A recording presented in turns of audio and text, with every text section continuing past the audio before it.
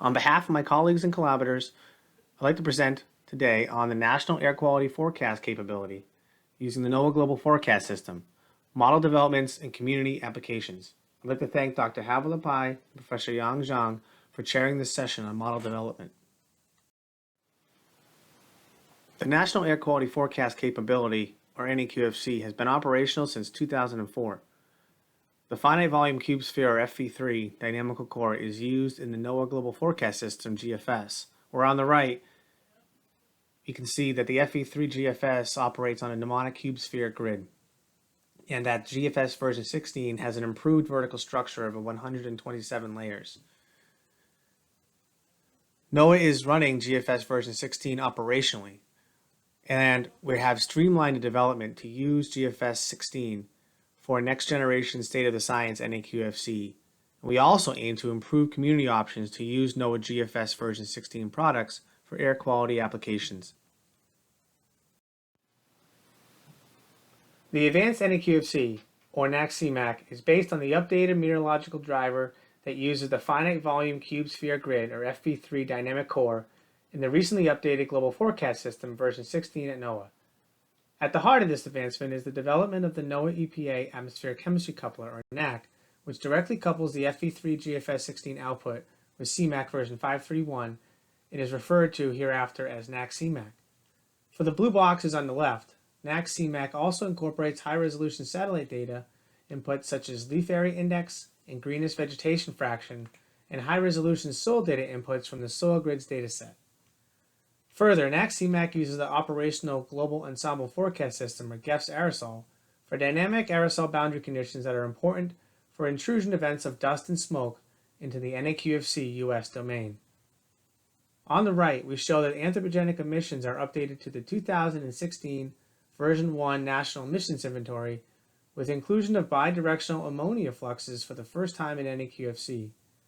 And we also update the inline biogenic emissions to BICE version 361 with updated biogenic emissions land database version 5. We have also developed updated intermittent emission sources at NOAA-ARL for both the inline function dust scheme and inline wildfire smoke emissions based on the NOAA Global Biomass Burning Emissions Product, or GBB-EPX. All of these updates are incorporated into CMAQ version 531 that is extended for the first time to 72 hours or 3-day chemical predictions, all within a 2-hour wall clock time. This also includes observational-based bias correction techniques to improve the air quality forecast for the public, state, and local stakeholders.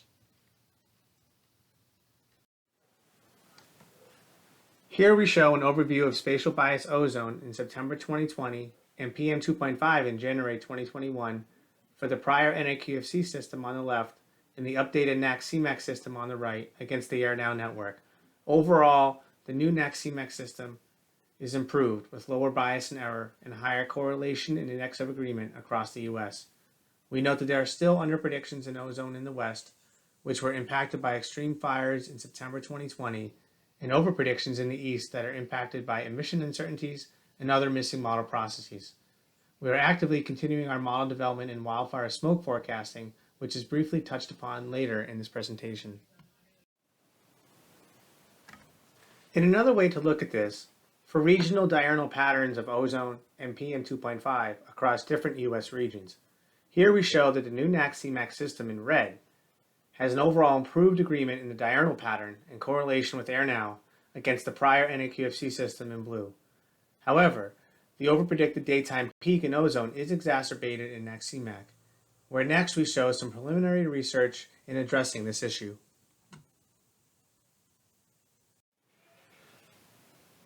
To address this, we have been testing the impacts of in-canopy effects on ozone in NACC-CMAQ. It has been shown that systematic ozone overpredictions in chemical transport models are linked to distinct vertical gradients of ozone measured within dense forest canopies of the US, especially in the eastern US, as shown here again for the average ozone bias in NACC-CMAQ. Here we have developed in-canopy parameterizations in NACC-CMAQ that are based on canopy parameters associated with the attenuation of light based on McCarr et al. 2017, such as shown here for the probability of beam penetration, which may be thought of as a fractional light penetration that depends on the LAI, leaf projection, forest clumping index, and solar zenith angle. Overall, the effective forest shading can reduce photolysis and ozone. We have also parameterized the effect of in-canopy vertical diffusivity in CMAQ based on the Ropach 1989 near-field theory of turbulence within the forest canopy.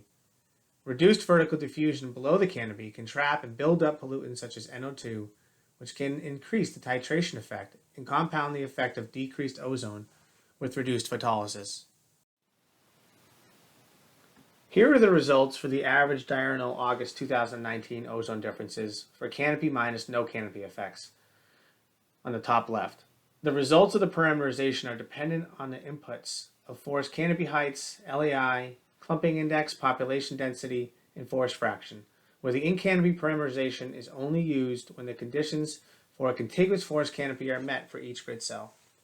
In this test, only relatively tall forest canopy stands greater than 10 meters are affected, and the LEI must be greater than 0.1, the forest fraction greater than 0.5, population density greater than 10,000 people per 10 kilometers squared, and the thresholds for an amount of incident light that makes it to the ground. We can see that the effect can be significant, with maximum ozone decreases up to 15 ppb in a grid cell, and that the impact can cut the eastern U.S. ozone overpredictions at least in half, and help reduce the daytime peak overprediction in NACC-CMAQ, shown here for the Mid-Atlantic region, with blue is no canopy and the red curve is with canopy. More work on this is necessary for chemical transport modeling and air quality forecasting, including ways to further canopy sublayering within the relatively coarse first model layer thickness, while staying within the operational constraints on computation time. Here I'd like to switch gears a bit and talk about community applications and research within NACC-CMAQ.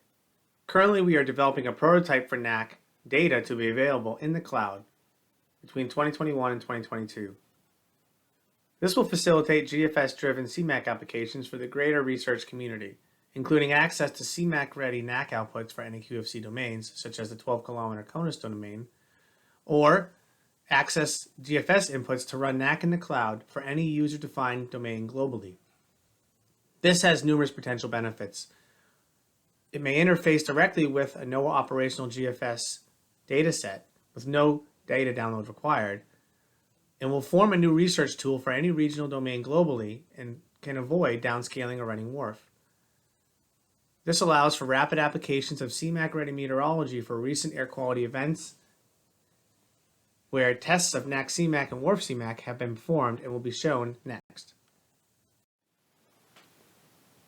To demonstrate the utility of using the interpolation-based NACC-CMAQ method against using the native and traditionally downscaled WRF-CMAQ application, here we show the setup for a comparison between the two systems for August 2019 that coincided with the joint NOAA-NASA FireXAQ campaign, with the main differences in physics shown here for the GFS system on the left and the GFS downscaled WRF version 4.0.3 system on the right.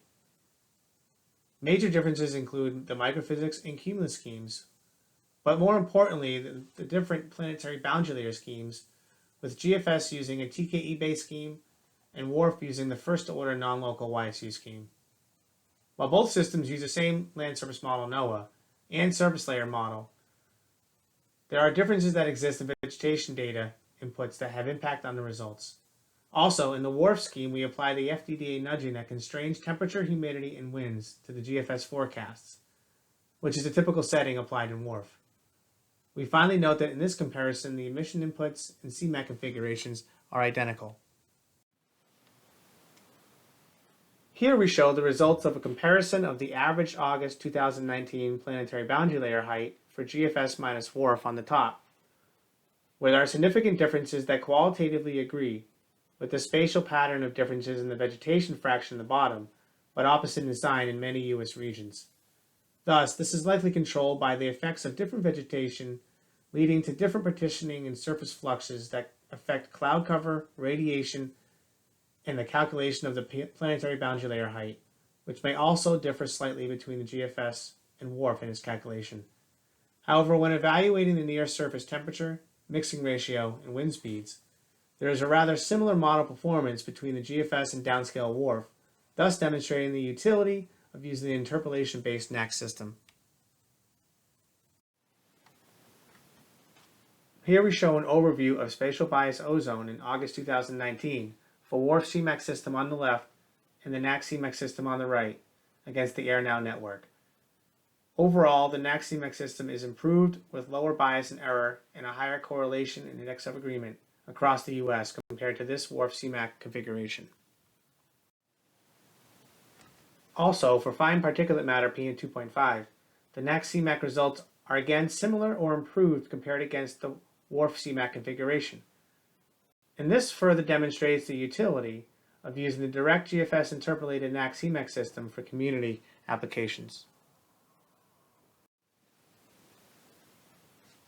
Here we show a more specific three-dimensional analysis of a non-wildfire FireX AQ event on July 22, 2019, where the NASA DC-8 aircraft sampled mainly over the central California valley. For the meteorology, with the aircraft OBS in black, aircraft altitude in dash yellow, and the NACC-CMAQ in red and WRF-CMAQ in blue lines, we see that both systems have an excellent agreement inside and above the PBL for temperature in the top plot, but there is a clear dry bias within the PBL indicated by the green circle below. This dry bias is associated with a persistent dry bias in GFS version 16 during the summer, associated with drier soils, mainly across the entire US. For the 3D chemistry evaluation of ozone, carbon monoxide, SO2, and NOx, we see that there are also underpredictions in the ozone, CO, and SO2 associated with emission uncertainties in the West that affect both NACC-CMAQ and WRF-CMAQ similarly. Thus, there is room for improvement in the emissions and CMAQ simulations in this region.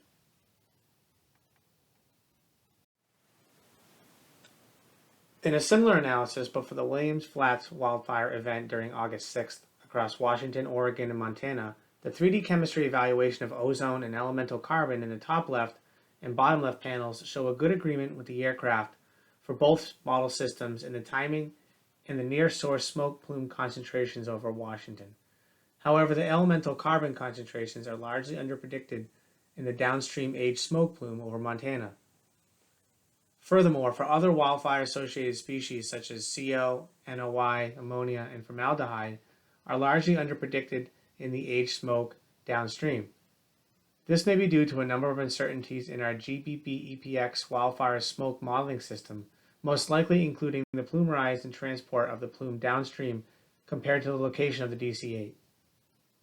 Forecasting wildfire smoke is indeed challenging, and we are working to improve the methods included in our regional air quality forecasting systems at NOAA. In summary, we have described the advanced FV3 GFS version 16 NACC-CMAQ version 531 air quality forecasting system developed at NOAA-ARL. The NACC-CMAQ system has advantages over the prior NAQFC with improved model performance for ozone and PM2.5 and has been tested with in-canopy effects on chemistry and scalar transport that reduces ozone overpredictions in the eastern US.